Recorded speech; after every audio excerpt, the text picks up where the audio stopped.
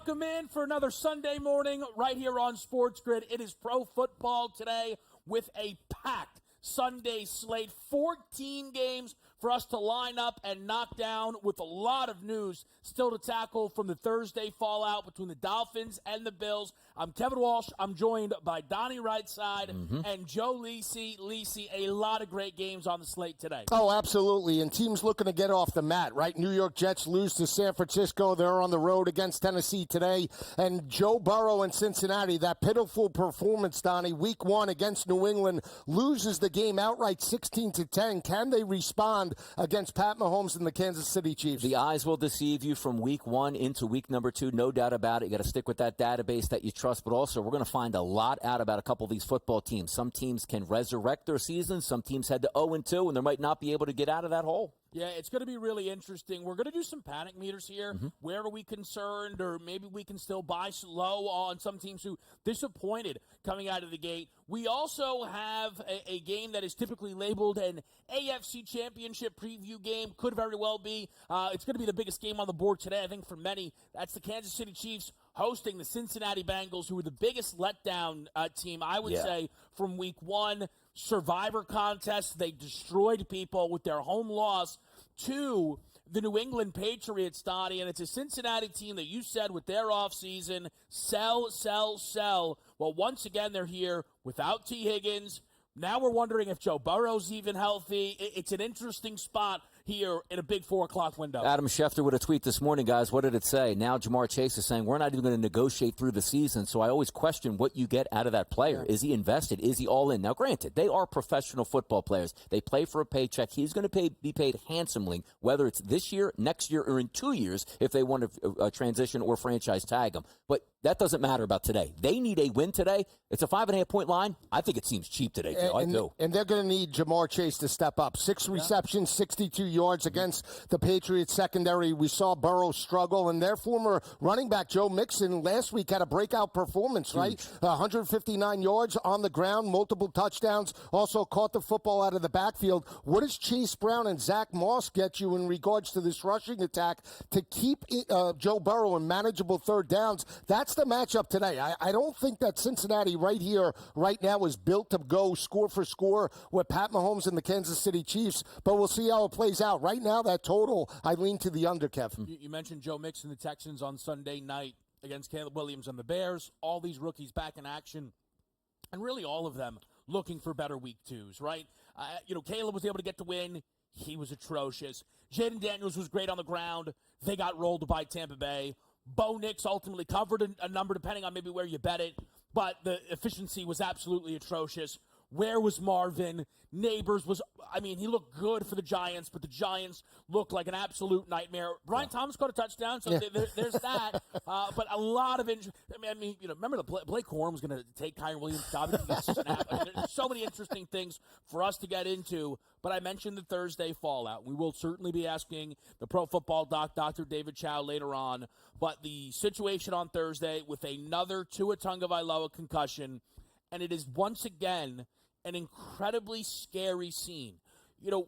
When it comes to football, we know it's a physical game. Sometimes there's a big hit and a guy gets rocked. But it is not every hit that results in what I believe, you said to me, Donnie, is called fencing, right? Yes. Where the hands start to tense up. And Tua did walk off under his own power, which was great to see. But we've had reports from Adam Schefter of ESPN saying that Tua would be meeting with neurologists to see what the best step forward would be. Ian Rappaport of NFL Network saying Tua has no plans to retire. It's a situation for the Miami Dolphins where I'm sure they want Tua out there. I'm sure Tua wants Tua out there.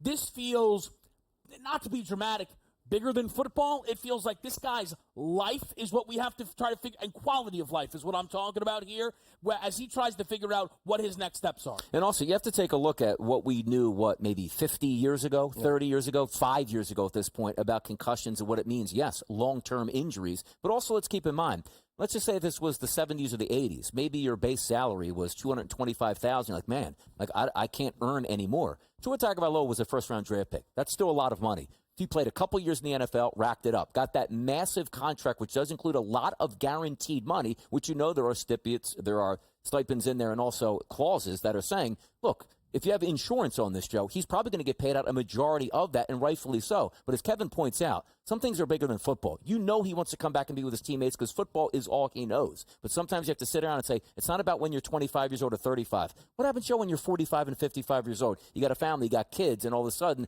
you can't remember which way to drive the kids to school. It's a shame what happens to him, but those life decisions are going to have to be talked about now. Oh, absolutely. His health is the number one concern, guys, right? Yeah. And it's not just this particular hit that took place on Thursday night against Buffalo. It's a culmination of the concussions that he has suffered. And when you see just older vets in the league suffer with multiple CTE issues and multiple brain issues, you always want to make sure that Tua takes the necessary precaution to get himself cleared, right? Whatever that is. We can't decide for Tua and his family what's in the best interest, whether he plays or whether he doesn't play. But you just want to make sure from the health perspective they take all the necessary precautions. Don't rush him back out if he does want to play. Make sure that he's 100% healthy. And if he doesn't play this year at all for the rest of the season, that is the best call, the best process if that's what's going to make him healthy in 2025 and beyond. It's unfortunate the Miami Dolphins and Tua have a situation that they have to deal with, but again, this team is reeling right now. It feels like a situation where basically the second they feel Tua is good to go, tack another at least 2 weeks on. Yeah. And you be overly cautious with this situation. But there then is an on-field end of this.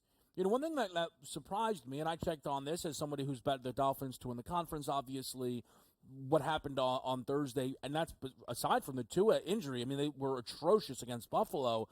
That number's only from 11-1, what I bet, is at 12-1. Mm-hmm. Not much movement. I don't know if that's full confidence that Tua is on his way back at some point. I don't know if it's just not that much of an evolving market. But for the Miami Dolphins, Joe, it's tricky to figure out, again, if Tua's going to come back. They've obviously paid him.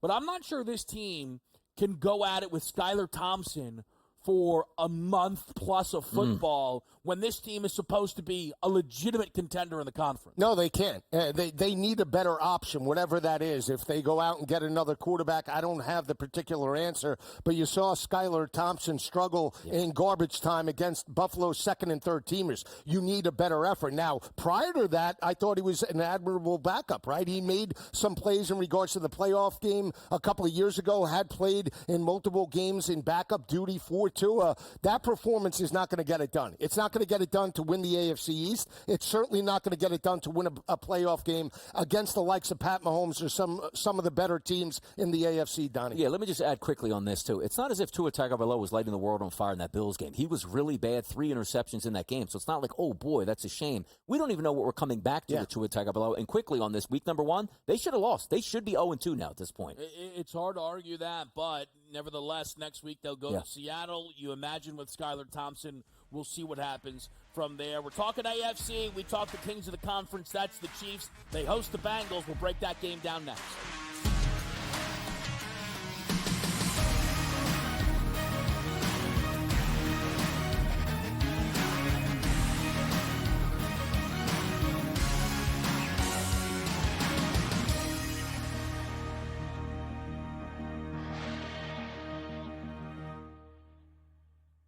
Anyone that's been to a sporting event, the atmosphere before a game, I think Game Time Decisions has that same exact atmosphere.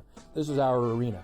This is what we do. There is going to be an energy to Game Time Decisions that you will feel night in and night out. The excitement you get when you lock your bets in, when you're figuring out what you want to do, we can zone in on the biggest games each night. I want this to be the place that people come to before the game starts so they feel as ready as possible to lock in their cards. We are going to hit every single one of those markets that you need to know about. We're going to go through every single thing, and I've got a great team behind me that's going to help me get the job done. There is not going to be a better place, I promise you, than Game Time Decisions to get that new information, react to it, and be able to then bet accordingly. We will have everything at our disposal, and we will use that to our advantage.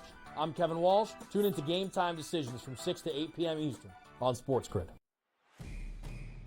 it's a new era in CFP to start off this year, put on full display. My take on this game is simple. I know some people will be upset about it. Good riddance to the Pac-12. Can you do it in terms of the week to week to week?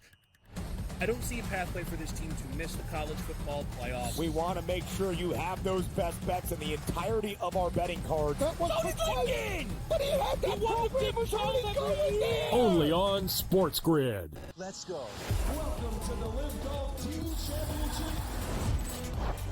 The golf has been mesmerizing.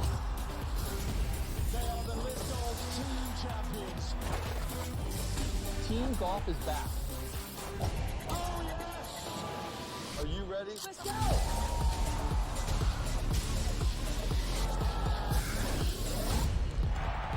That's what champions do.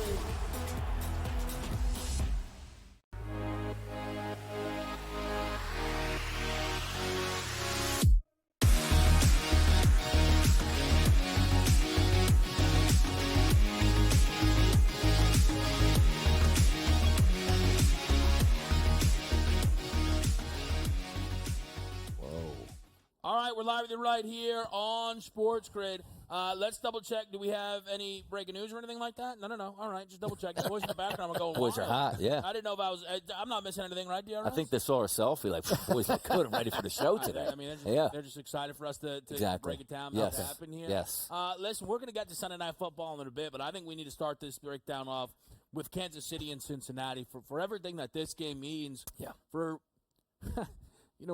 I thought we would be heading into this game where I was going to be able to say whoever wins this game is going to be favored to win the conference. The Chiefs are currently favored to win the conference. If Cincinnati were able to pull off an upset, they'd be sitting 2-0, win, road win, tiebreakers. Now, Cincinnati needs to pull off an upset here in Arrowhead against Andy Reid on extra rest in order to avoid an 0-2 deficit. They've had early deficits before that, again, are created, whether it's due to lack of continuity, Burrow's health. There's a million different things that you can kind of bring up here. But all of a sudden, Joe, we have a real danger spot for a Cincinnati Bengals team who had big expectations that could very well now start this year 0-2 and they're favored to. And they have no offensive identity right now. And I'll give Donnie credit. He said take the points against New England last week. They came out, Joe Burrow 164 yards through the air. They couldn't run it consistently with Chase Brown. They were in long third down situations. And again, they played like a team that was at the bottom of the AFC last week.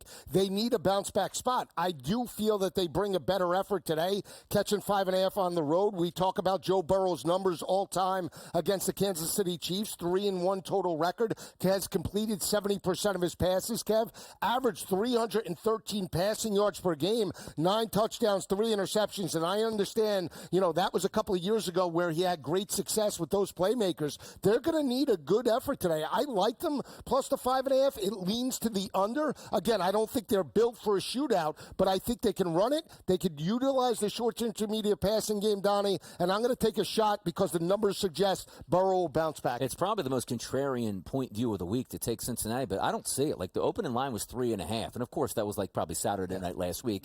Quickly jumps to 5.5. Now we're seeing game day right now, Joe. 6.5 are out there, and I agree with that. There's no trap lines per se in sports, but when I go back and watch the film of the Cincinnati Bengals, and you guys know I wasn't high on them even to start the season, but just watching last week, if you don't have explosive plays, you're not beating Kansas City. The way you beat Kansas City, go for it on every fourth down, don't kick field goals. Hopefully you can manage, and Patrick Mahomes maybe gets tripped up and throws an interception or two. What I saw last week was no running game whatsoever, no explosion in the passing game. Yossi Vash on one side, you got Chase on the other. Now, I do expect, if you're out there saying, I need better out of Jamar Chase, I actually think you get that. Yeah. You might get a touchdown today, 75-plus yards. That should happen. But I didn't come into that game last week with high expectations for the Bengals, and they lowered it. They didn't play a good football team. They played one of the least talented teams and got absolutely manhandled last week. No, they did. Absolutely. They did.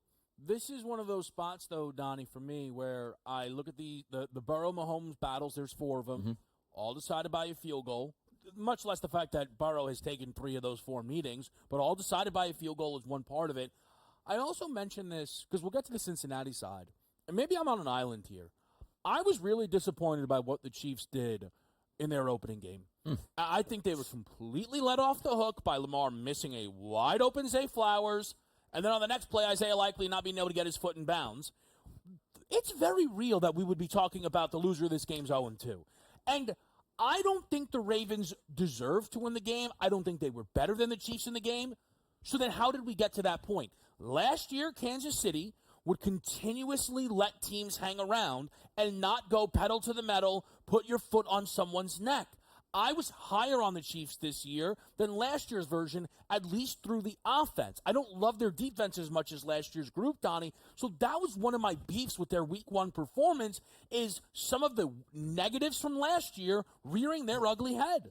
But even if you're looking at the game last week or Thursday night, you can easily say that's supposed to be an AFC championship matchup. Now, coming into the season, love the Ravens. Coming into the season, love the Chiefs. Coming into the season, I didn't love the Cincinnati Bengals. But you could have proved something to me. Hey, you know what? You know what that game should have finished last week? 17-7 Bengals. I was like, you know what? They got the win. It's opening day. They're trying to work through some things. But they showed me nothing in that game. Now, if you want to say we paid T. Higgins, we paid Jamar Chase, everybody had a full training camp, I would be looking at this game much differently. But I'm not getting T. Higgins here. And I'm getting a super angry Jamar Chase in this game, which either means I'm going to go crazy, but then if I get 10 catches, 132 yards, and 2 touchdowns, I'm still not going to get paid anyway. Oh, I'm going to miss a couple meetings next week, and maybe if my hamstring flares up. And also, T. Higgins, I'm not saying I know hamstrings better than anybody.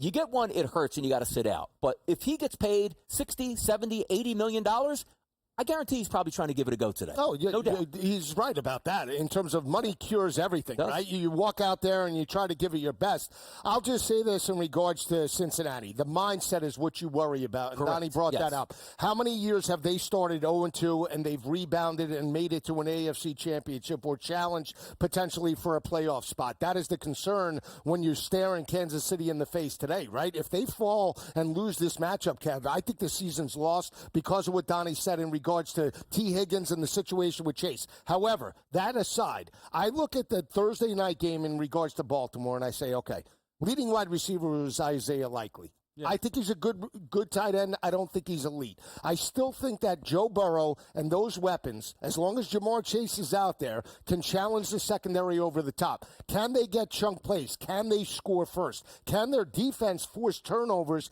against Pat Mahomes? That is the main question. You cannot allow Isaiah Pacheco and that rushing attack to rush for over 100 yards and keep Burrow on the sidelines. That is where this game is going to be won or lost. Give Joe Burrow multiple opportunities. Yes, from a win or loss, but again, from a cover perspective, when you're like, oh, perfect, Kansas City, ice this game with, why does Pacheco have the ball again? I'll tell you this, for me, I worry about Kansas City bleeding clock, but all in all, this is a classic Burrow bounce-back spot, and I have to be involved in it.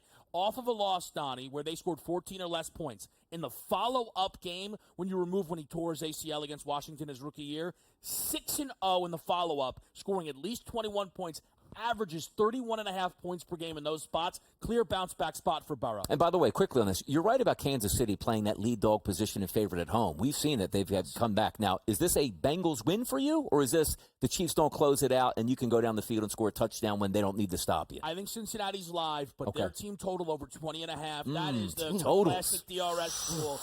Totally. Can we get a 20? Can we get a 20? Wow, buy it. That's Sunday night on the board. Texans-Bears is next on SportsGrid.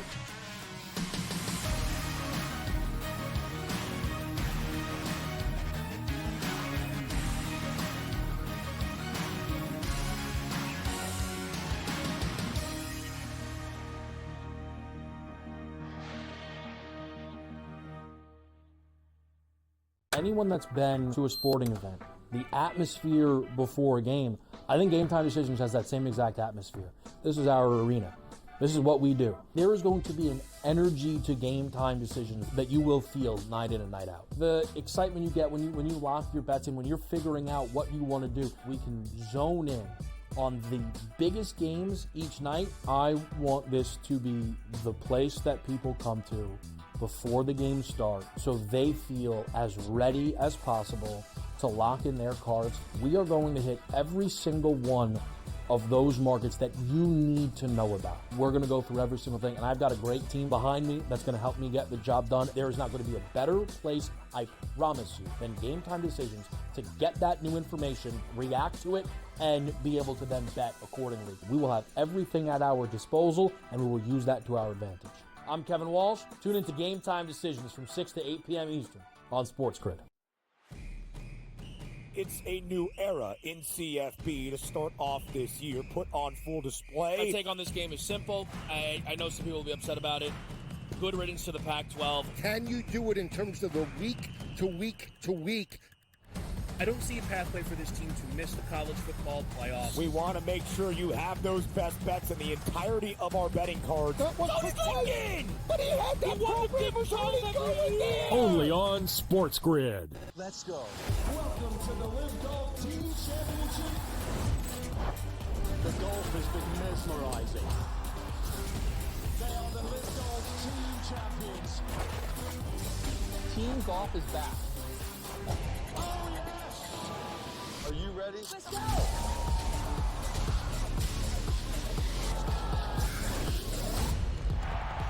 That's what champions do.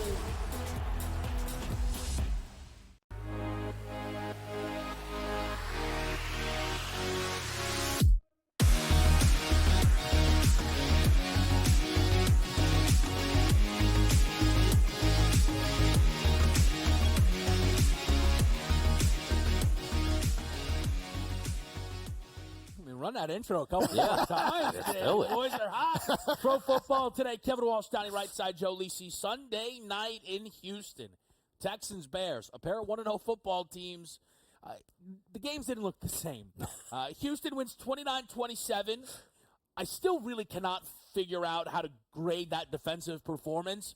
Anthony Richardson had 9 completions for 212 yards. 3 completions amounted for about 180 of those yards. And then he did mostly nothing outside of that. They gave up 27 points, though, in the football game.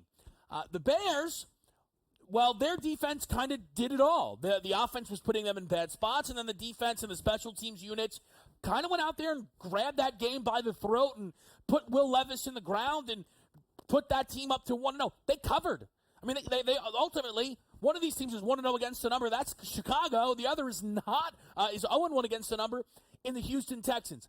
6.5 point spread here going into Sunday night, Donnie. What are you looking for? Another runaway point spread, guys. We just talked about a game that opened up preliminary line 3.5 and goes to 6.5, depending on where you're shopping at. Now you're getting this game opened up at 3.5, and now you're seeing 6.5 at some outlets here, and I do agree with that. You take a look at last week, and it's 2 different ball games entirely. High expectations for me coming into the season for the Texans. They go on the road against a division opponent that's talented and came away with the victory. Final score a little bit closer than what the game indicated because it was close to double digits by the end. Let's flip it over to the Chicago Bears. What do we like about that game?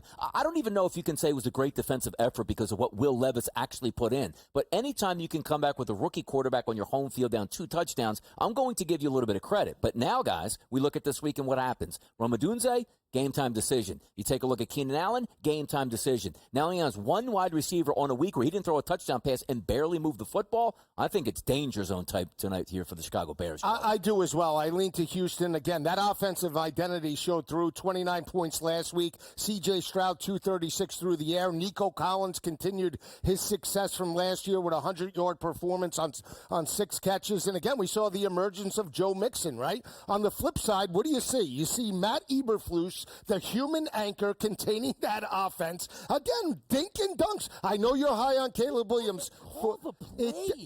Again, philosophy, Joe.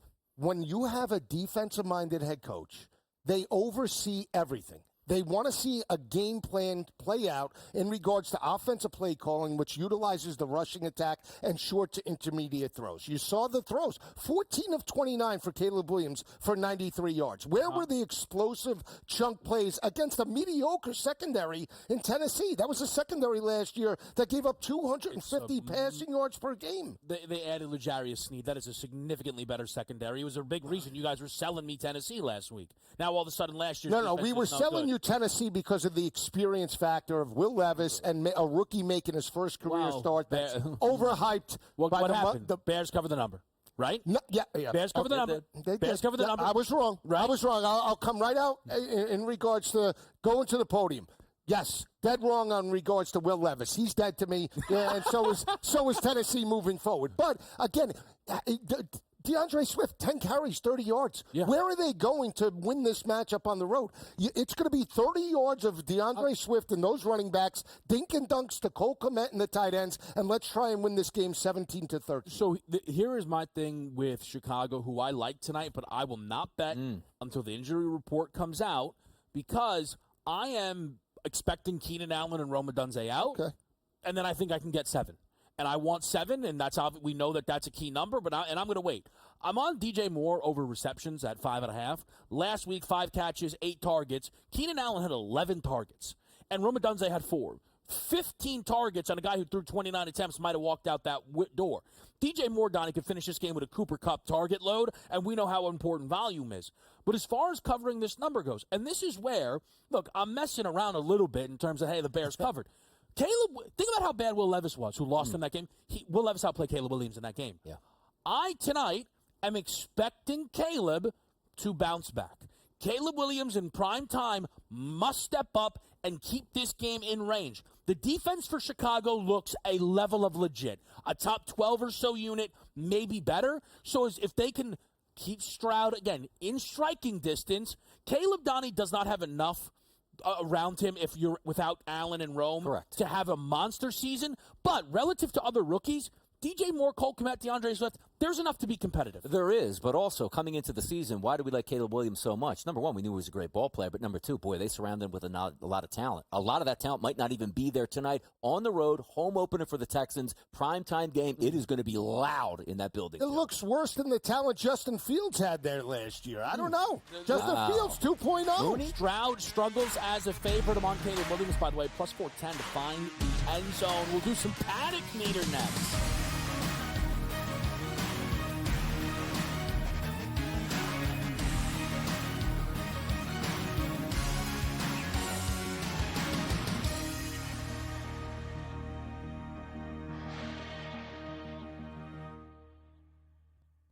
Anyone that's been to a sporting event, the atmosphere before a game, I think Game Time Decisions has that same exact atmosphere.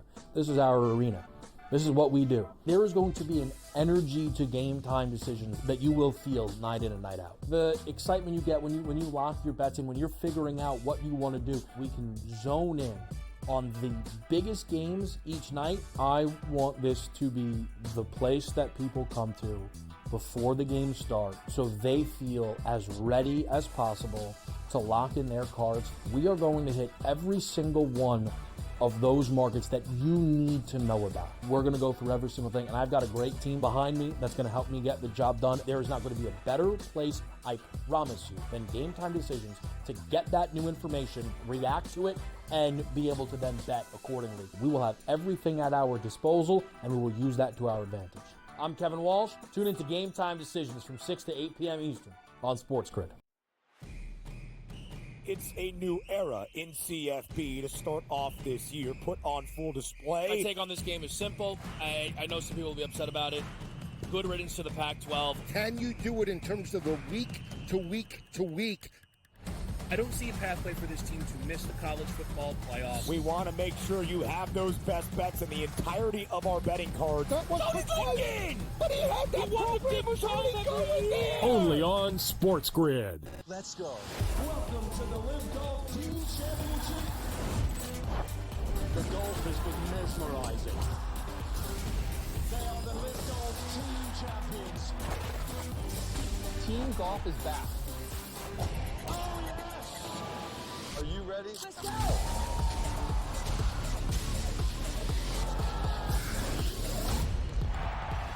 It's what champions do.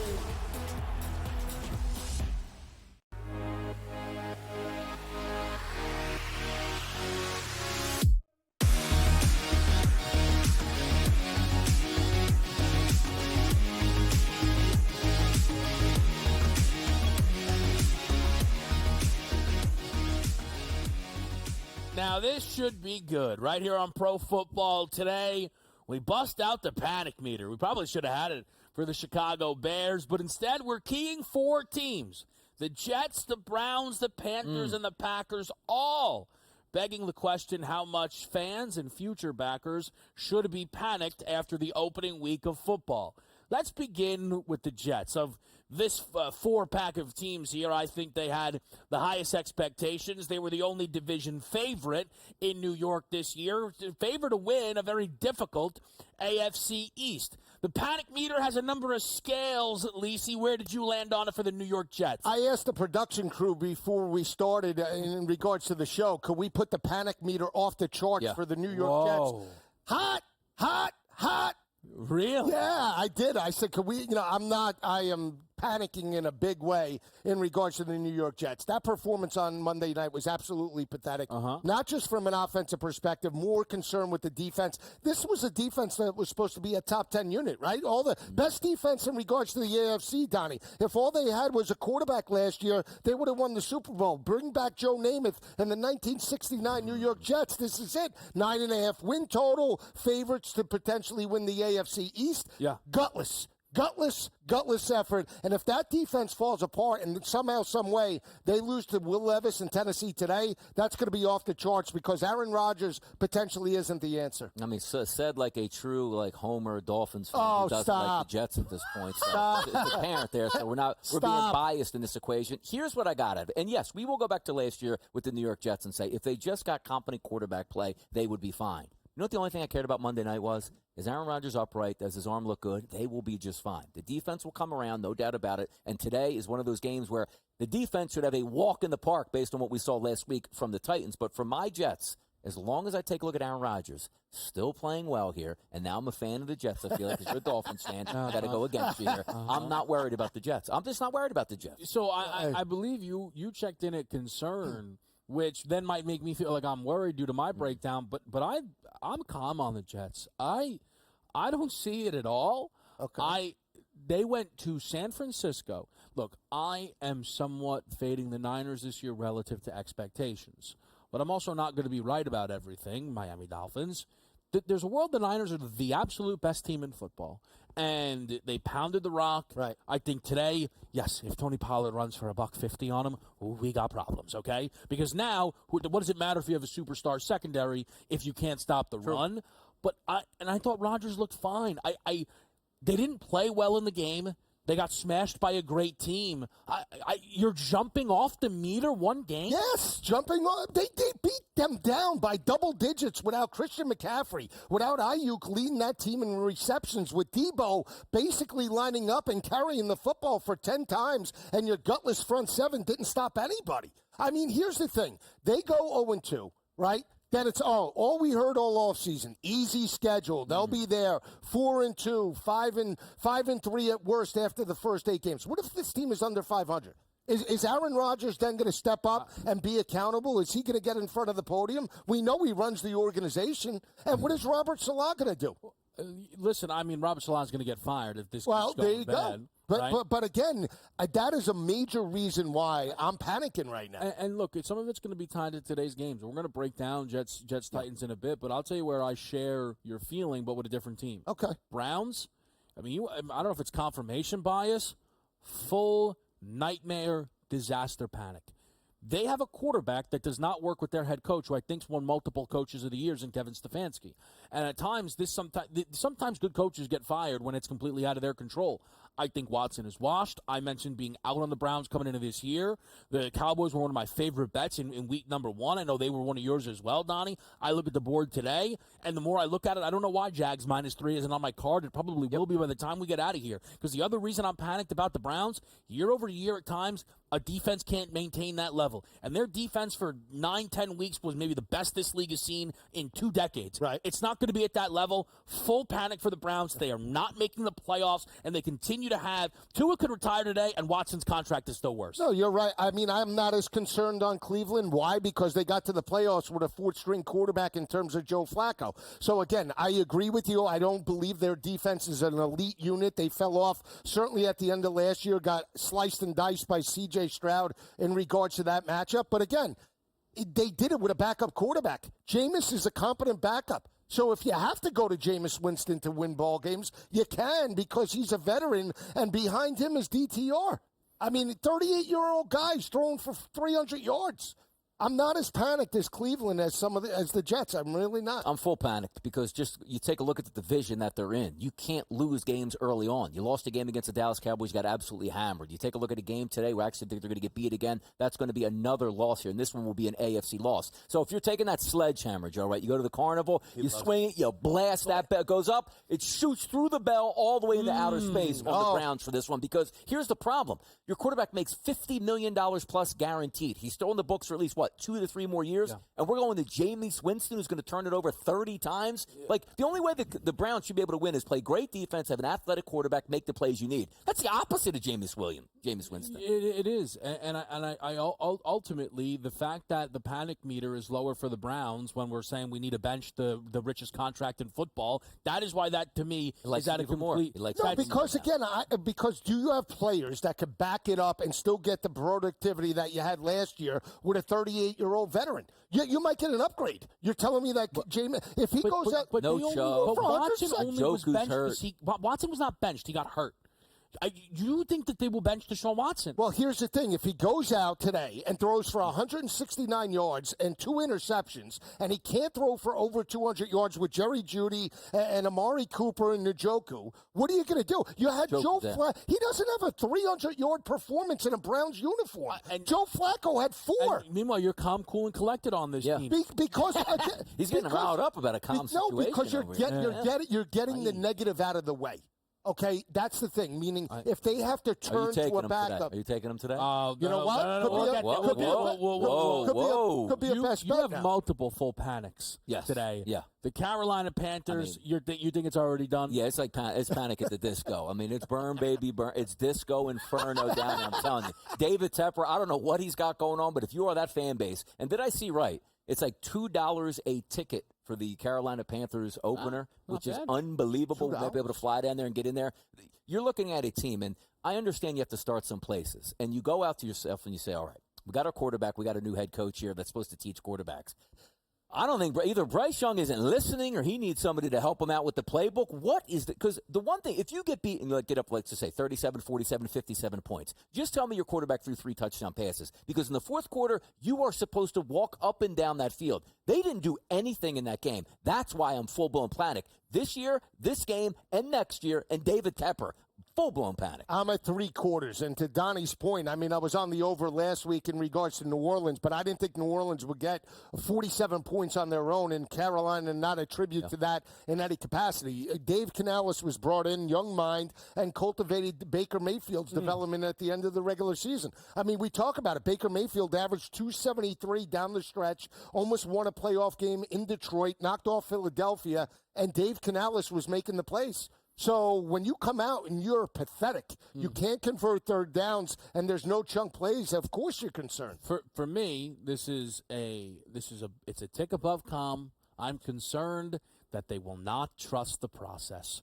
Carolina is set up to do what I am dying for a team in this league to do, and that is Donnie.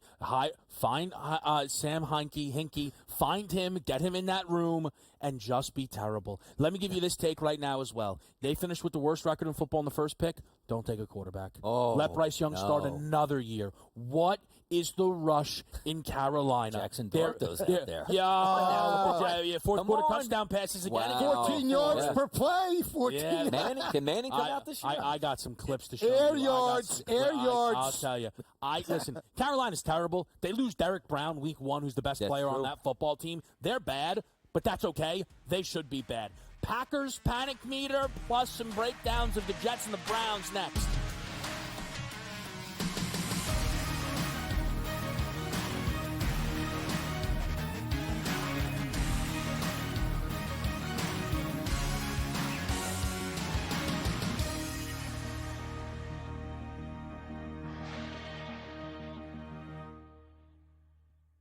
There is going to be an energy to game time decisions that you will feel night in and night out. We're going to go through every single thing, and I've got a great team behind me that's going to help me get the job done. I want this to be the place that people come to. We are going to hit every single one of those markets that you need to know about. There is not going to be a better place, I promise you, than Game Time Decisions. We will have everything at our disposal, and we will use that to our advantage. I'm Kevin Walsh. Tune into Game Time Decisions from 6 to 8 p.m. Eastern on SportsGrid. You know what? What can one of these quarterbacks or wide receivers do for me this year to make a wager? It's got to be the running conditions there for Jaden Daniels. In regards to Jaden Daniels, you know I was on him in regards to the Heisman Trophy. I actually think he's going to do it on the ground, through the air, 40 touchdowns, 4 interceptions, playing in Cliff Kingsbury's offense where he wants to spread it and throw it. I think he's going to put up dynamic numbers. Pro Football Today, only on SportsGrid. The only streaming sports betting network. Tips, info, and insights to up your IQ. It's smarter to be on SportsGrid. New to the Live Golf Plus app. Watch Live Golf any way you want it. Follow any group. Replay any shot. Anytime, anywhere. Any questions? Watch Live Golf live and on demand. He had 4 grabs in the first half for just over 30 yards, was injured, came back in briefly, and then had to be carted off. We were pessimistic on Puka Nakua's injury to the same right knee, of that being a nothing, just a bursa, and that's it, as per Sean McVay. We felt there could be a small PCL component. The early line, only on SportsGrid.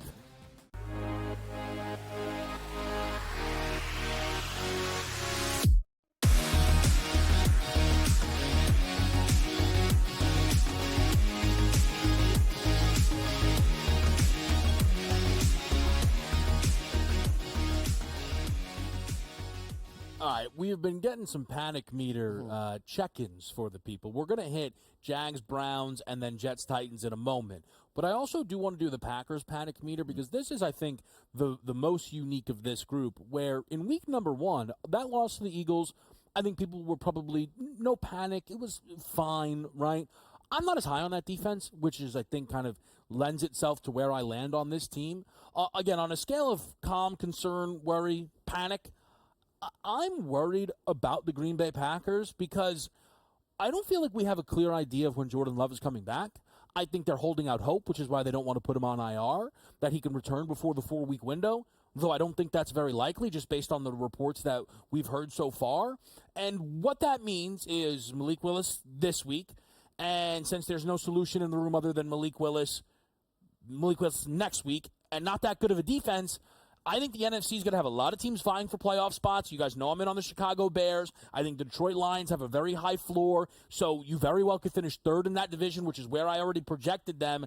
Now with Malik Willis starting, I am worried about the Green Bay Packers blowing their chance to make the playoffs with the Jordan Love absence. Yeah, I understand that. This is the one team absolutely out of the group that I'm actually the calmest on, and the reason why I say that is I'm not so certain that Jordan Love is going to miss 8 games. I think he'll miss maybe 4, and I think that'll still give them an opportunity to potentially challenge for a division title and, more importantly, a wild card, Donnie. Again, not only that, but in the division, Sam Darnold had a good performance against the New York Giants, but we're not expecting Sam Darnold to just light it up in regards to the, multiple games. So that's where I think Green Bay potentially could clip Minnesota in one of the meetings, and then Caleb Williams being a rookie, right? So when you just look at it from that perspective, and I'm a buyer of Matt LaFleur as a head coach, great game planner. You have a competent rushing attack with Josh Jacobs and Jaden Reed that they utilize.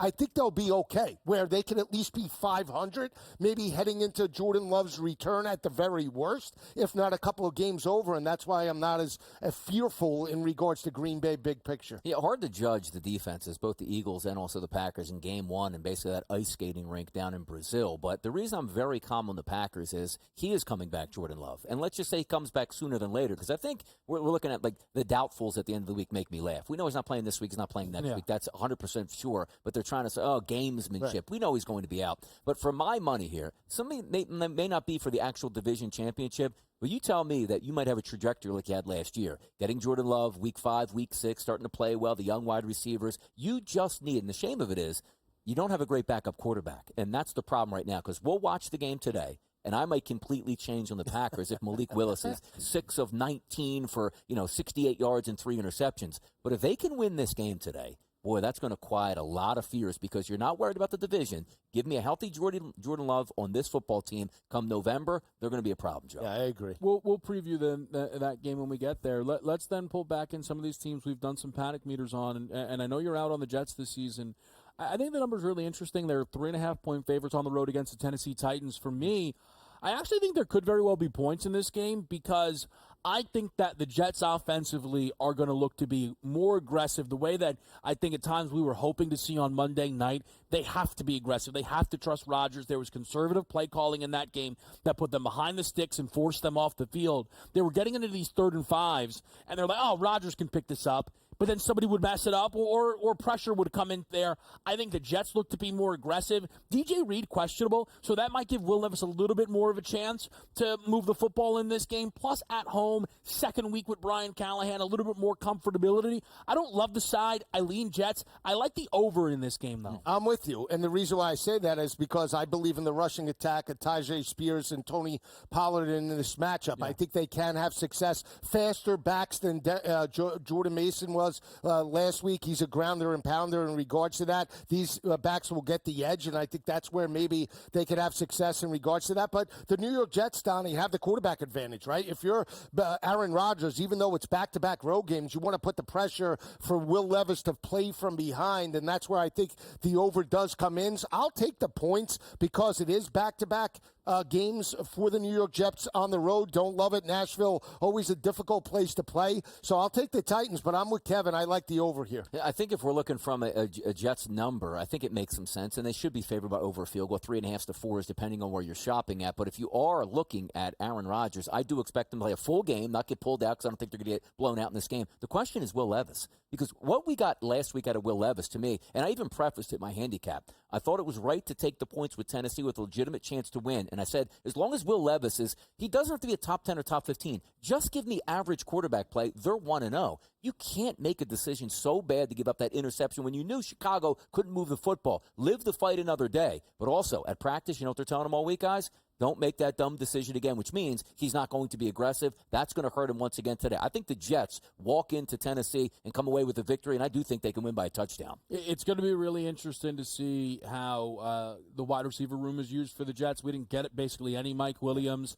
We know that Garrett Wilson is looking to be the guy, but Allen Lazard had a breakout performance. And even on the other side, Hopkins supposed to be used a lot more. Tyler Boyd could very well be sneaky in this game. As far as it goes between the Browns and the Jags, I think the Jags are the side. I'm out on the Browns. Jedrick Wills out again. Jack Conklin, I know he played last week, but he's still questionable, which shows he's not 100%. The only positive thing I could say about the Browns is Jordan Akins very well over that 23.5 could sizzle. He had 27 yards last week when he had to fill in for David Njoku. Njoku out for this football game, but I would only look towards the Jaguars here. This would be over a field goal if the Jags held on to beat Miami last week. You're probably still getting a discount on this -3. Yeah, I would lay it, in regards to this matchup. I know I joked around and said, Cleveland, but I need to see an identity first before I back the Browns. But I expect Stefanski, at least on the road, Donnie, to be aggressive. I did like this total at the start of the week. It's 41.5. I thought it could get into the mid-40s. They had 58 last year. It was 31-27.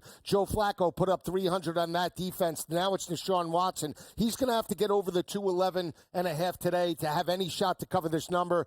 I lean Jacksonville and I lean over, but I don't love it. I got to take Jacksonville in this game. And just to keep it simple, what I saw to Deshaun Watson last week, it wasn't like he just made a couple bad decisions. Every decision it feels was wrong. Fourth down, just throw the football, throw it down the field, taking sacks. I can't trust that on my quarterback on the road. And he's already hearing the cat calls, but he sits back and goes, I'm fully paid whether or not you play me or not. Maybe he's not invested at this point now. All right, we're hitting a break here. We're going to put some odds in motion, keep you updated with everything you need to know on a Sunday morning on SportsGrid.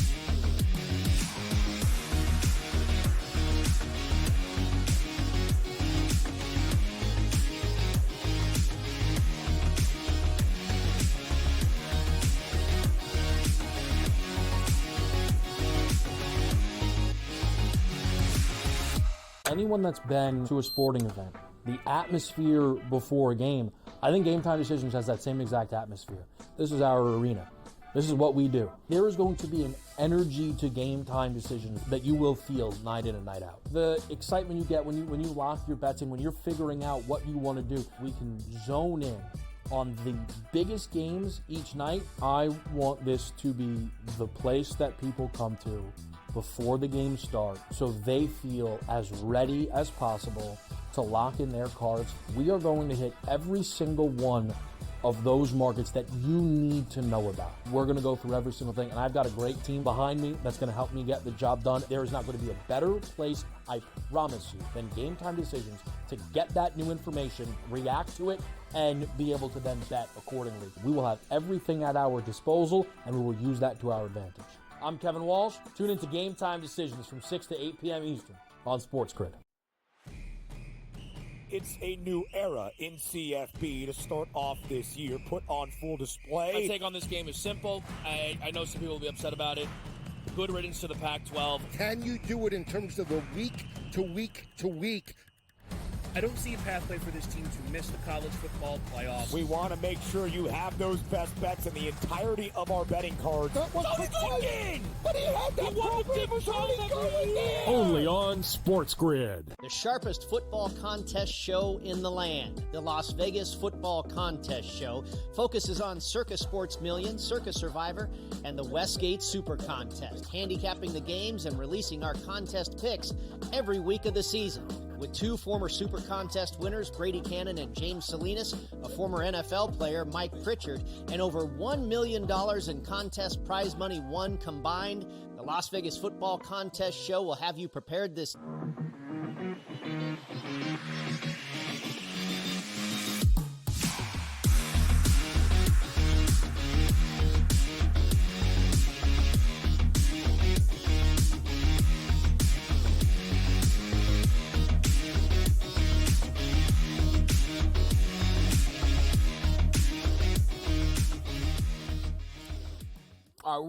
Right here with you on Pro Football Today on SportsGrid. Odds in motion, trying to see what lines have moved throughout the week and what certainly stood out to us. I'll ask you about that in a moment, Donnie, if any of these spreads have really caught your attention. Yeah. But I also thought it was a good chance just to mention, odds in motion as it pertains to the Miami Dolphins. And we talk plenty on this show about the futures market with the conference odds, division odds. But I mentioned something at the close of our Thursday edition of In Game Live with the Dolphins and the Bills that you were going to see legitimate changes in the Offensive Player of the Year market due to that game. Tyreek Hill was a 5-1 favorite to win that award heading into Thursday Night Football. He is now 13-1. Devon Achane was back at 55-1. Another great performance out of him. Shoots that number down to 35-1. The new favorite to win Offensive Player of the Year is actually Saquon Barkley at plus 650. CeeDee Lamb also in front of Tyreek Hill at plus 750. I'm curious if you guys have been involved in the Offensive Player of the Year market, or if you think Tyreek could even have some value still, despite now Tua Tagovailoa we know out for next week and maybe a bit beyond that. Yeah, it's hard because it's the same thing with, let's just say, the Cy Young Award. You get off to a hot start, you're going to have those votes in your back pocket already. The odds are going to be shifting and just based upon that. And then you see it like the closing at the end of the season. Big plays in big games are going to make a difference. But the biggest market movement we always see, guys, is right week 1 into week number 2, because you're starting to set up and say, oh, wow, maybe Saquon Barkley really is the real deal in Philadelphia and already has 3 touchdowns to start, and you know he's going to be a big deal in that offense as long as he stays healthy. With guys like Tyreek Hill, what were the expectations coming into here, though? 1,700, 1,800, maybe 2,000 yards for Tyreek Hill? That might have been legitimate if he was healthy and also his quarterback was healthy. But there's no way I'm buying back in. Even if I'm getting, guys, Tua, 4 to 5 weeks down the road, it's too far gone. Skylar Thompson's not going to be able to deliver the same footballs that Tua Tagovailoa does at this point. So from a Tyreek perspective for me, I can't bet him. I don't care what the number is. Absolutely. I'll say this in regards to the Offensive Player of the Year. It's a long shot, but we saw the reemergence of Cooper Kupp over 100 yards. Now with the injury to Puka Nacua, if Kupp is going to be that guy, potentially 1,800 yards again with Matt Stafford, and this team challenges San Francisco in regards to potentially the best team in the NFC West or a dark horse at the championship, great odds in regards to Cooper Kupp. I mean, it's like a lottery ticket at this point. Yeah, he's down to 17-1. I think the only thing that I would worry about is when Puka comes back, what does the workload look like? But it also might not matter if Kupp reestablishes himself as that lead guy. I will also bring up one interesting note with the way this market is. We've talked about how it's seemingly given to the best non-quarterback in football. If you look, Patrick Mahomes is 40-1 with the 16th best odds. Of the top 15 players, though, there is one quarterback with the tied for the 6th best odds. It's actually Josh Allen at 20-1. Josh is obviously unique because of the rushing ability. Last year, 15 rushing touchdowns. I do wonder if we could get to a point where one of these mobile quarterbacks doesn't win MVP, but they win Offensive Player of the Year with some history on their side. Josh Allen, Lamar, Hurts. I don't think Jaden Daniels would be able to do it in his rookie year, Donnie. Yep. But it's noteworthy that Josh is tied for 6th. No other quarterback in the top 15. No, you're right. And also, you take a look at some of the other guys like Cooper Kupp. We expect him to have a big year if he's healthy. Of course we do. But also, health has always been a concern. Health not really a concern for Josh Allen, and you're right about that. And also, from an opening day performance to a week number 2 on the road in prime time, he didn't have to put up that many numbers, but he's still going to get the accolades of, okay, we're 2-0. We fought off the Arizona team, which wasn't very good. We beat a very good Miami Dolphins team. And now you take a look at the New York Jets and say, what do we actually have from them? And then the New England Patriots. So maybe you're just getting a bump early off Josh Allen. We knew he was going to be great, but a lot of people are saying, like, I don't know if I could take Josh Allen for MVP or Offensive Player of the Year because I don't know if the Buffalo Bills can actually win that division. Well, now they're the favorites. I agree with that, and we talked about the perception in terms of expectations. $950 to win the AFC. Nobody expecting really Josh Allen to be that dominant team that they were a few years ago. And the schedule, right? I think a lot of people said, you know what? They'd be 4-2, 3-3. They get the victory on Thursday night. They play Baltimore and Houston. Jacksonville, all playoff potential teams, right? You go through that, and let's say you're 6-0. When nobody expected it and Josh Allen is leading the charge through the air and on the ground, he's not going to be 20-1 anymore. Yeah. He's going to be right there with Pat Mahomes or somebody else in that mark. Yeah, it's again, but will they be willing to give it to a quarterback? He did tie the record last year for rushing touchdowns, and I don't really feel like he was a part of the conversation for that award. But then again, CMC was runaway style. Jordan Mason tickets, anyone? We keep it rocking and rolling here. SportsGrid's coverage of the NFL slate is next.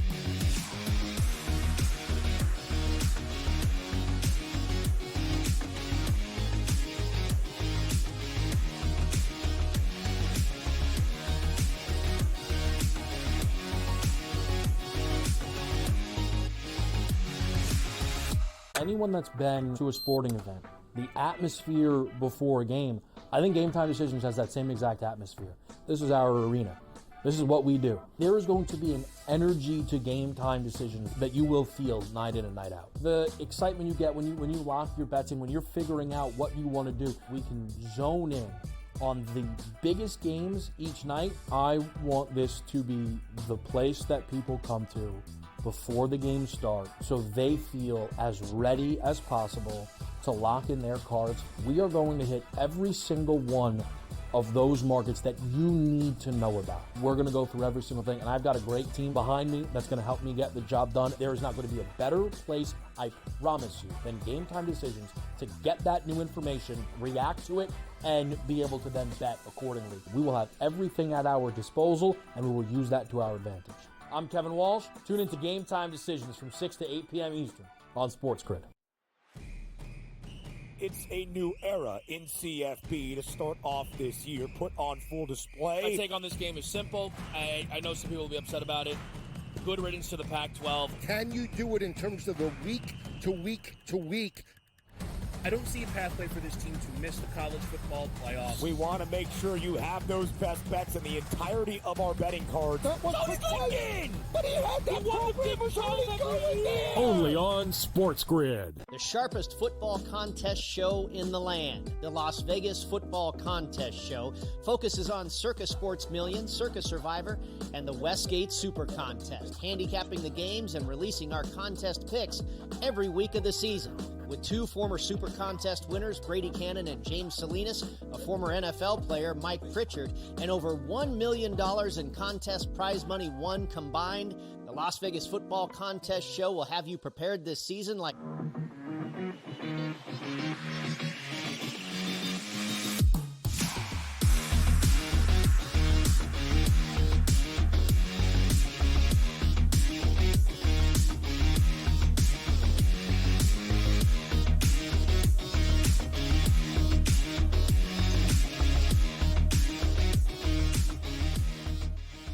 Live on SportsGrid, I'm Kevin Walsh. This is Pro Football Today on a Sunday morning. Donnie Rightside and Joe Lisi here. And we got a lot of big teams at the top of the NFC laying some big numbers here. Even the Niners on the road, well over a field goal. Of the top four, Niners, Eagles, Lions, and Cowboys, 3 in action today. Philly tomorrow night, which we'll be live for, against the Atlanta Falcons. I think it's important